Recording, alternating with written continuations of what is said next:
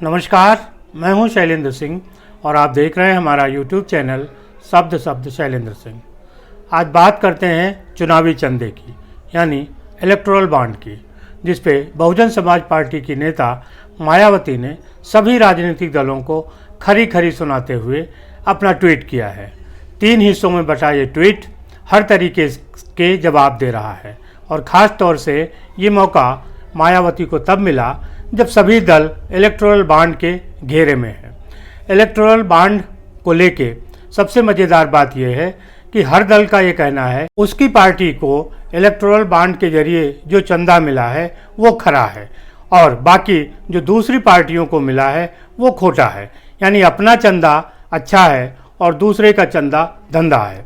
इस तरीके के आरोप सभी दल एक दूसरे पे लगा रहे हैं और कमोवेश सभी को इलेक्टोरल बॉन्ड के जरिए चंदा मिला है, किसी को कम किसी को ज़्यादा, ये बात अलग है। इसमें भी एक सत्य है, आज़ादी के बाद से आज तक जो भी पार्टी रूलिंग रही है, सत्ता में रही है, उसको चंदा ज़्यादा मिलता है, या जो पार्टी दूसरों को फ़ायदा पहुंचाने की स्थिति में होती है उसको चंदा ज़्यादा मिलता है।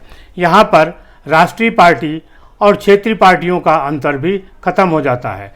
इलेक्टोरल बॉन्ड में जो चीज़ें सामने आ रही हैं उनमें ये भी साफ तौर पे देखा जा सकता है।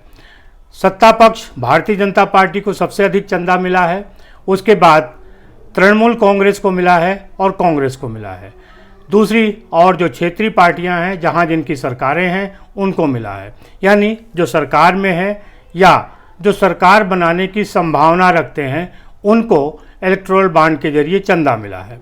और ये चंदा आसानी से नहीं मिलता। इस चंदे के पीछे एक अलग धंधा होता है कि तृणमूल कांग्रेस जो पश्चिम बंगाल के एक राज्य तक सीमित है, उसको कांग्रेस से ज़्यादा चंदा मिला है।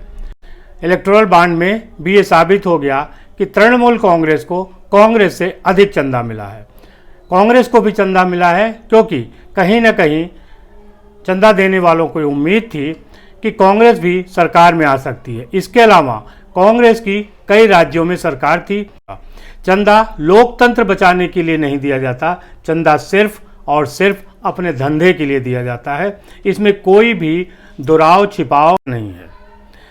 2017 में इलेक्टोरल बॉन्ड आया था जिसके ज़रिए ये पता लग सकता है कि किस पार्टी को कितना चंदा और किसके द्वारा दिया गया। हालांकि ये गोपनीय रखा गया, लेकिन आज जिस तरीके से कोर्ट ने जानकारियां मांगी हैं, सीबीआई उसको जानकारी दे रही है, वो सिर्फ इसीलिए है क्योंकि ये चंदा इलेक्टोरल बॉन्ड से दिया गया है। जो चंदा इलेक्टोरल बॉन्ड के जरिए नहीं मिला उसका कोई भी सुराग किसी के पास भी नहीं है। और 2017 से पहले जब पेटियों में बंद होकर काला धन राजनीतिक दलों को दिया जाता था तब किसी को नहीं पता होता था कि किस दल को कितना चंदा मिला है। उसके बाद इलेक्टोरल बॉन्ड का मुद्दा आया, इलेक्टोरल बॉन्ड चलन में आया।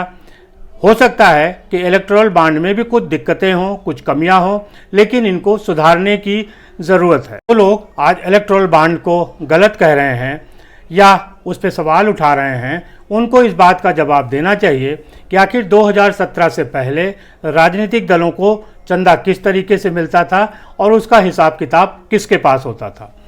आरटीआई का जब कानून बना जिसके ज़रिए आप इंफॉर्मेशन ले सकते हैं विभिन्न सरकारी विभागों से कि किसकी क्या स्थिति है, कहाँ क्या फाइल है, कितना पैसा है, कितना वेतन है, उस एक्ट को जब बनाया गया उस समय कांग्रेस की सरकार थी केंद्र में, लेकिन उस एक्ट से, आरटीआई एक्ट से राजनीतिक दलों को बाहर रखा गया। आप राजनीतिक दलों से आरटीआई के माध्यम से पहले भी कोई जानकारी नहीं मांग सकते थे कि उनकी पार्टी को कहां से कितना चंदा मिला, किसने दिया। इस तरीके से जो चंदे का धंधा है इसको जनता समझती है, उसे पता है कि नेता कैसे इस धंधे के भूते रातों रात अमीर बनते हैं। एक नेता जिसके पीछे एक से एक एसयूवी, बड़ी बड़ी गाड़ियां काफिले की तरह से चलती हैं, वो पैसा कहां से आता है? वो पैसा इसी चंदे के धंधे से आता है। जो पूरा चंदे का धंधा है वो बहुत छोटा हिस्सा इलेक्टोरल बॉन्ड का है। इसे बहुत बड़ा हिस्सा अभी भी ऐसा है जिसके बारे में ना तो कोई जानकारी है, ना कोई जानकारी मांग रहा है और ना कोई जानकारी देना चाहता है। चुनाव आयोग कहता है कि एक सांसद को चुनाव लड़ने के लिए 94 लाख रुपए बहुत होते हैं। अगर आप गणना करिए तो एक लोकसभा सीट में 1500 से 2000 के बीच में बूथ होते हैं और एक बूथ को मैनेज करने के लिए कम से कम 5000 रुपया खर्च होता है। इसका खर्चा कौन देता है? ये क्या 94 लाख में खर्च हो सकता है? 94 लाख में कभी भी कोई भी एमपी चुनाव लड़ के जीत नहीं सकता। अपवाद स्वरूप कुछ घटनाएं हो सकती हैं, लेकिन ज़्यादातर जो खर्चे हैं वो 94 लाख में पूरे नहीं होते। इसके बावजूद सभी प्रत्याशी ये कहते हैं कि उन्होंने अपने खर्च के अंदर ही चुनाव लड़ लिया। अब इसी पूरे चंदे के धंधे पर बहुजन समाज पार्टी की नेता मायावती ने आवाज़ उठाई है। मायावती ने कहा है कि ये सुप्रीम कोर्ट का काम अच्छा है कि उसने एक तरीके से इन स्थितियों को सामने लिया, लेकिन ये चुनाव सुधार की निरंतर प्रक्रिया चलनी चाहिए।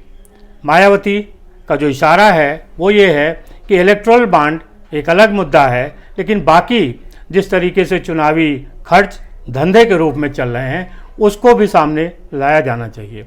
मायावती ने खुद अपनी पार्टी के बारे में कहा कि उनको इस इलेक्टोरल बॉन्ड से कोई चंदा नहीं मिला, न ही वो चंदा लेती हैं, और साहूकारों जो कंपनी के मालिक हैं उनसे उनकी पार्टी दूर रहती है।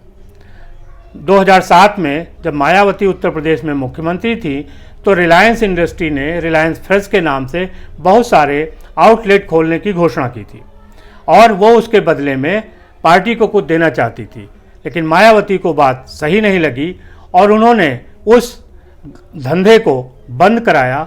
रिलायंस फ्रेश के जितने भी स्टोर थे वो बंद हो गए, वो उत्तर प्रदेश में नहीं चले। ये एक उदाहरण है जो बताता है कि बहुजन समाज पार्टी और मायावती ने कभी भी पूंजीपतियों के आगे घुटने नहीं टेके। मायावती ने अपना जो तीसरा ट्वीट किया उसमें लिखा कि बेरोजगारी जिस तरीके से बढ़ रही, महंगाई जिस तरीके से बढ़ रही है, उसके पीछे भी तमाम ऐसे कारण हैं, इनको खोज के और इनका समाधान करना चाहिए। एक तरीके से जब लोकसभा चुनाव की तैयारियां हो रही हों, हर दल इस मुहिम में लगा हो कि कौन सा प्रत्याशी कहां से उतारेगा, कैसे उतारेगा, तब चुनावी चंदा एक माहौल बन गया है। ठीक लोकसभा चुनाव के पहले जिस तरीके से मुद्दा बना है उसकी टाइमिंग पर भी तमाम तरीके के सवाल उठ रहे हैं, जैसे बहुत सारे मुद्दों पर उठते हैं। मज़ेदार बात यह है कि हर पार्टी अपने चंदे को शुद्ध कह रही है और दूसरे के चंदे को खोटा कह रही है।